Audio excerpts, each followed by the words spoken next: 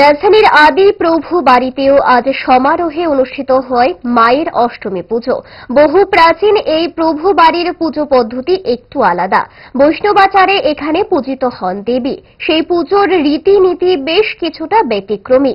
প্রভু বাড়ির পুজোতেও ধর্মপ্রাণ মানুষের সমাগম ঘটে ব্যাপক হারে। প্রভু বাড়ির পুজো এবং তার আদি ইতিহাস সম্পর্কে নতুন প্রজন্ম প্রায় অন্ধকারই রয়েছে।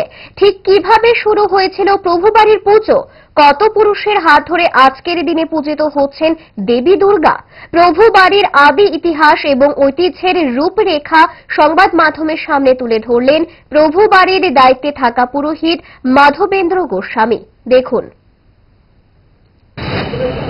এই প্রভু বাড়ি মূলত হচ্ছে মহারাজ ঈশানচন্দ্র মাণিক্য বাহাদুর থেকে। আগেও বলেছি অনেক জায়গায়।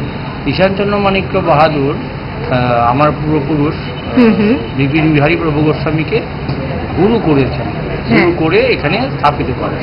সত্যি তো আমরা সেই সময় থেকে অর্থাৎ যতদূর মনে হচ্ছে 1859 থেকে মনে হচ্ছে বলেছি আমরা সেই সময় মহারাজ ঈশানচন্দ্র মাণিক্য অভিষিক্ত হয়েছেন মহারাজ হিসেবে।